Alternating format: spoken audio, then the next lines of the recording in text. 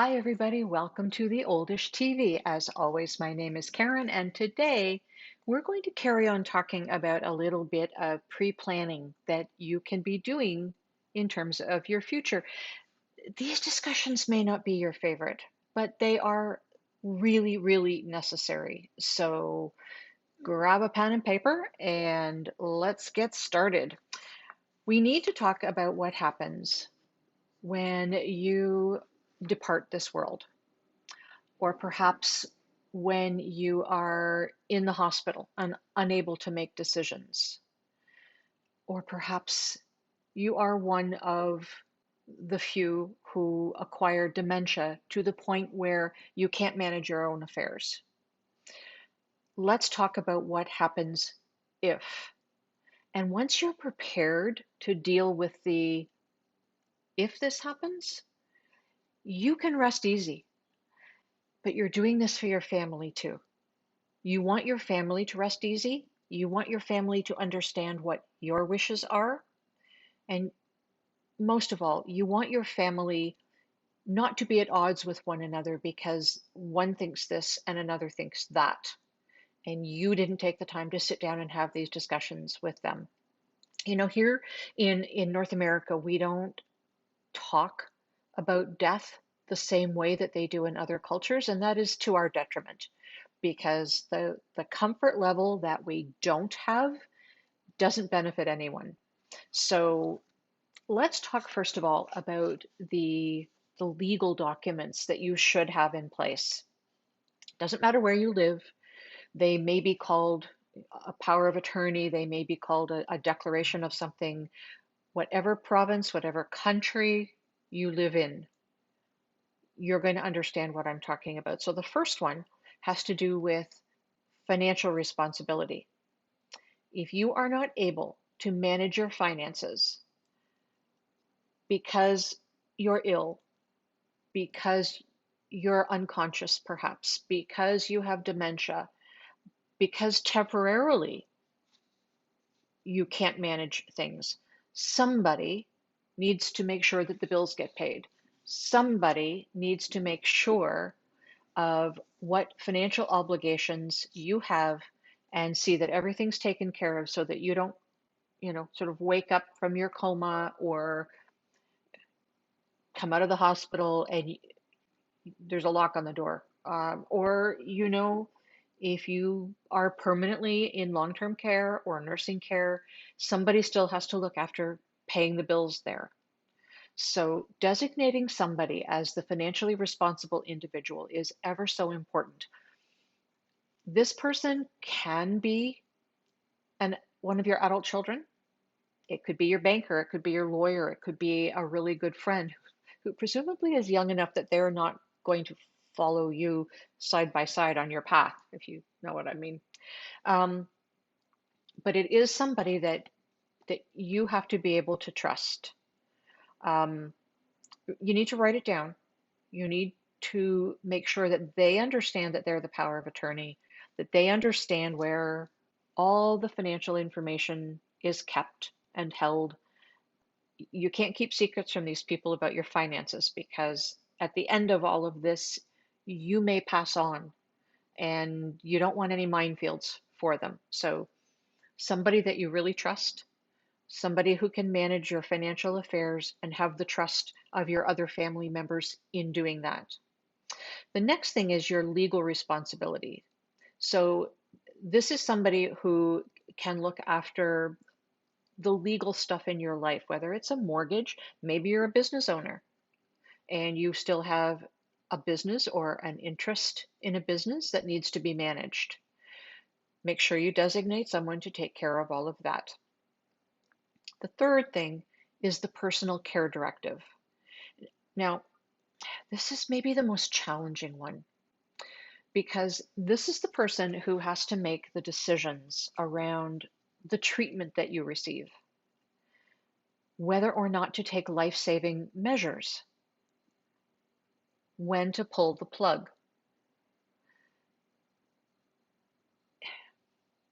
Yes, this needs to be somebody that you trust. It needs to be somebody who is going to be able to be strong in the face of this, and it's going to have to be somebody that everybody recognizes is the person. Okay, what you don't want to have is, let's say you have two adult children or three or four, it doesn't matter how many you have, but if one of them is following your wishes and the others don't agree with your wishes, that is a recipe for disaster. So when you decide on who these people are going to be, your financial responsibility person, your legal responsibility person, and your personal care responsibility person, you need to sit everybody in your family down and you need to make sure they are all on the same page. Make your wishes clear to all of them, especially your wishes around your personal care directive. If all of your children and your partner, all of the people who matter in your life, hear the words out of your mouth about what your wishes are, you do or you don't want life-saving measures, you do or you don't want to be intubated, you do or you don't want them to pull the plug when, they are hearing all of you say it. I understand that when it gets to the point and it's actually real, there can still be disagreement. But somebody has to be charged with observing your wishes. Okay? Now, we have a document as well on theoldish.com that you might like to access. If you're a member, if you're not a member, it doesn't cost you anything. As I've said before, there are documents there that you can fill in and leave on the site, and it's nobody's business. You don't want anybody seeing them or getting to them. We can't even get to them. If you go to theoldish.com, on the top of the menu, you'll find Toolkit. Drop down that menu, Other Documents, and then you will see a directive for dementia. Print that out. Yes, it can be attached to your personal care directive. It is a really, really good document for discussion with your family. I think the first 2 pages are a bit of discussion about what it is and how to work with it. The last 3 pages are pages of identical questions for 3 stages of dementia. So you answer the same question, this is what I want when I'm in the first stage, the second stage, the third stage. Okay. Now I realize that there are some dementias that have 7 stages, so, work with me here. I actually didn't develop this form. It was developed by doctors in Chicago, and I can give it to you. It's Creative Commons, so I can't sell it to you, but that's not what I'm doing. I'm giving it to you because I think it's a really valuable document. Now, as I say, this can be attached to your personal care directive, but I highly, highly recommend that you use this as a discussion document to talk about things with your family. The first stage is pretty easy. Like, sure, I can do all this. No, no worries. Second stage, it becomes a little more challenging. And by the third stage, I guarantee you these questions become pretty tough. So make sure you have a really good and thorough discussion with your family, and it may take more than one discussion. Okay, these are tough, tough issues. The next thing I want you to consider getting a handle on is your wish around your funeral or the acknowledgement of your passing, however you wish to refer to it.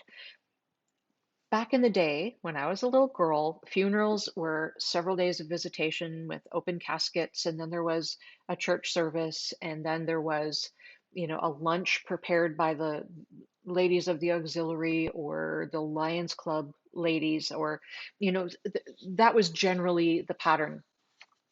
Things have changed quite a bit, and for some people, that is still the viable process. Cultural differences play into it, but also a lot of people aren't attending a particular church any longer. So the church component doesn't fit into it the same way. A lot of people are doing cremation and a party. And I don't know that I necessarily mean a whoop-de-doo party. Maybe. Maybe for some people it is. But for a lot of people, the party is, um, a glass of something lovely, alcoholic or not, and some finger foods or desserts, whatever it is, and people share their memories of the deceased. If that is you, make sure your family is aware of it. Whatever your wishes are, again, it's a discussion. You write all of these things down and you give them to your lawyer, and you think that they're all filed away really nicely. The problem is that they don't sometimes get accessed until after the fact, after the decisions have had to be made, and nobody really knows what your wishes are. So, yeah, having these discussions, having this open communication with your family and your partner and your best friends is so helpful. So, make sure you do that. The next couple of things I want to talk about are pictures. Now, I don't know about you, but when I was a young mother, I was taking pictures of my kids all the time, but you would think they didn't have a mother. I have very seldom in the pictures. It is worthwhile. I mean, I can't go back now and redo that, but it is really worthwhile to have family pictures. I know the past year and a half, it's been very difficult for people to gather, but when you can gather again, take pictures. Take the time to think about setting up that camera, what can even be your smartphone. They have the capacity to have timers on them. It doesn't have to be anything fancy. You don't have to hire a photographer. You can, but you don't have to. The important thing is that at the end of it, you come away with family pictures. Take those family pictures. And for goodness sake, go through that box of pictures that you've got stashed in a drawer somewhere. You all have them. I know, I have them. I have them. It's a box of single pictures that aren't in albums, and maybe you don't even remember who the pictures are of. But for those of you who can remember, flip the picture over and write down who's in this picture. Do you remember where it was taken? Do you remember when it was taken? Ish. Write that down so that your family who is left behind understands what these pictures are and why you kept them. What do they mean to you? What do these people in the pictures mean to you? Pictures are so important. A headshot of you. That is something that is really important. Now, your headshot should be no older than 5 years. So if the last time you had a headshot or a portrait, call it whatever you wish, taken was more than 5 years ago, go get another one. And again, it can be an iPhone. You can just have your adult child take a picture of you on a smartphone. But you can also do something more formal. What matters is that you have this picture. Not only is it a great gift to give to your family members, Christmas is coming, but it is the picture that can be used on the announcement of your passing. It is the picture that everybody is going to remember you by. I cannot tell you how often I look at obituaries and I see a picture of somebody in the army or graduating from nursing school when they were in their 20s or their late teens even. And now this person is in their 60s or 70s or 80s. I don't know who that person is in the obituary picture. So while it's fine to have pictures that are representative of your life shown on your obituary page, I beg of you, have a current picture of you so that the people that you engage with on a day-to-day basis, year over year, currently know who you are, see who you are. Those pictures are important too. Just a picture of you. Yes, you can do the cuddle up picture, cheek to cheek with your partner. Yes, you should individually have headshots or portraits. You can have them together, it's fine. But individual is very important. Okay? So do that.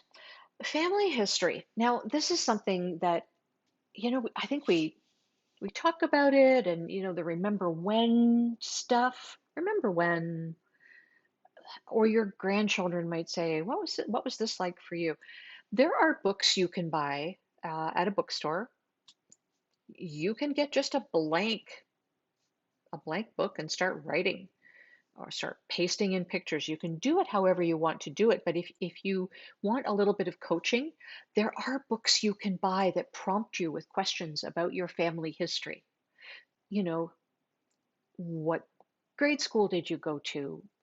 What did your family do for a living? Tell me about your mother. Tell me about your father. What did your grandparents do?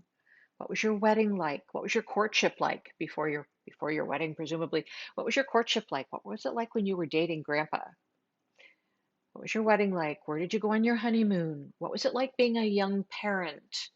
Tell me about your first job. I mean, it will prompt you with all of these questions that you can answer.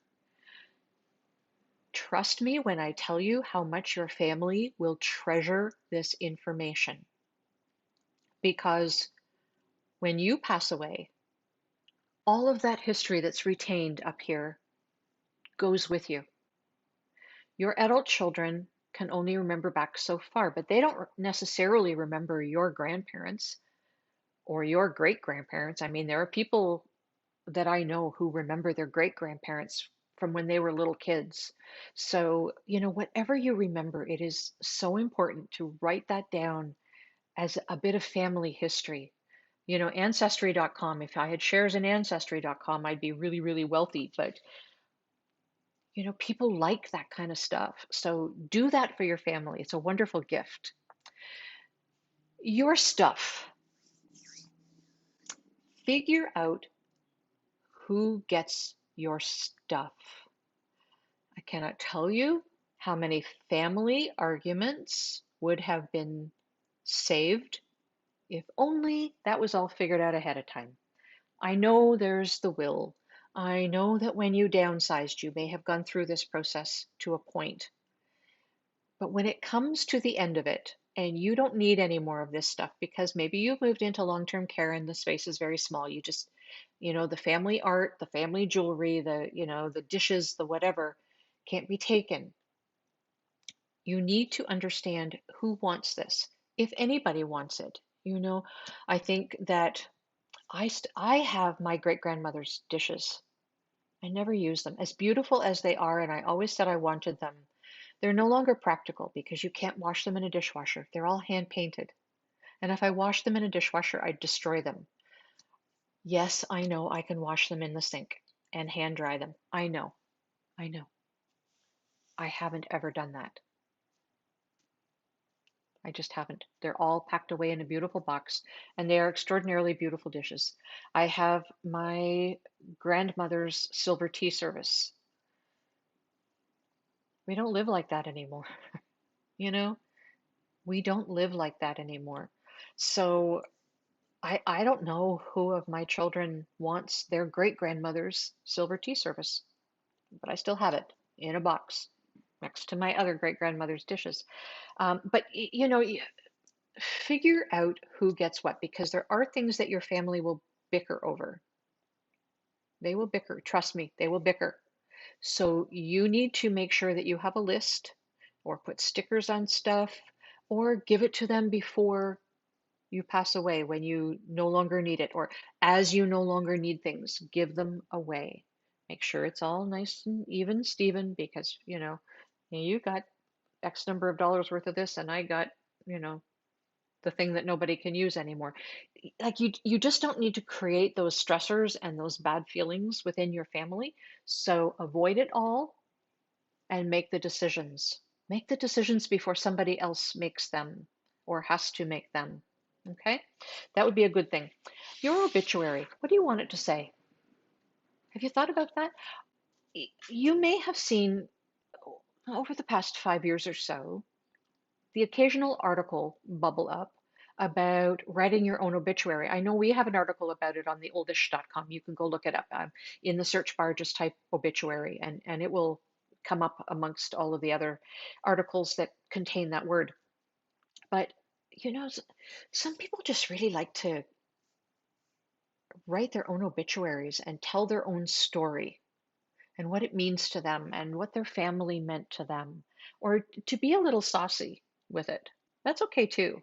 Whatever it is that you want to put out there, that can be a fun project to write and write about your own life in a short form, long form, however you want it to be. That's a really good thing to do. What kind of experiences do you want to create for your family? As we all grow older, I think a lot of us can agree that stuff matters less. So once you've decided who's getting what, once you've decided on the funeral and you've done all of the directives and that sort of thing, you can turn your mind to the experiences that you want to create, because what you are doing then is creating these memories for your family. So, spend some time thinking about going forward when the world returns to some semblance of normalcy. What do you want to do? What kind of experiences would you like to share together as a family?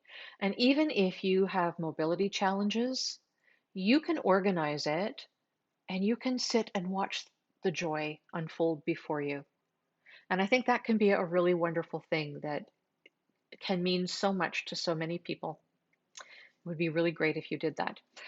The last thing I want to talk to you about is organ donation. I know that there are some people who have really strong feelings about organ donation, one way and the other. So you need to make sure that your family is aware of that. Yes, you can write it on your license, but when you don't drive any more than what? Yes, you can write it on some sort of legal document, but if people are making decisions in a hurry, are they really going to call the lawyer and say, hey, that probably happens some days later? This is a discussion to have with your family about what you want. Do you want your organs donated? Do you want your body or your brain donated to science? Do you want your eyes donated? Um, how about skin tissue? How about your heart, your lungs? I mean, or give it all to someone who can use it. It's something you need to think about very carefully, and it's going to depend on what you feel your relationship is with the body once you have passed on. Again, this is something your family may have different views than you do, so you want to make sure that everybody is on the same page, and it's okay if they don't agree with you. They do need to agree to carry out your wishes. That's a really important piece. They should not be changing your mind, they're not going to change your mind, but change your wishes after the fact. So the more people that know about this, if your doctor knows about it, it can be a part of your medical records. And of course, everything is going electronic these days, so it should be there in your medical records if they can access it. I know that many physicians and hospitals are changing over records to electronic medical records. So, just on the off chance that yours hasn't, it's best to make sure that everybody understands what you want. This is all about you and how you see your last wishes being carried out. See, it's not that uncomfortable. Maybe it is, maybe a little bit. But for those of you who have spent some time thinking about it, I would urge you to take the next step and make sure that your nearest and dearest, your partner in life, your children, their partners, your best friends, your doctor, your lawyer, everyone needs to be on the same page, even if they don't share your beliefs and your wishes for themselves. They need to understand that this is what you want for yourself. Okay? Perfect. Now that we've got that uncomfortable conversation taken care of, next week we'll move on to something a little happier. And I do hope you will join us next week. Next Wednesday, 12 p.m. Eastern Daylight Time, here on Facebook.com/The Oldish. If you're watching us on YouTube, our YouTube channel is called The Oldish. Until then, take care of one another, take care of yourselves, and do remember that it takes a village to age a senior. Bye, everybody.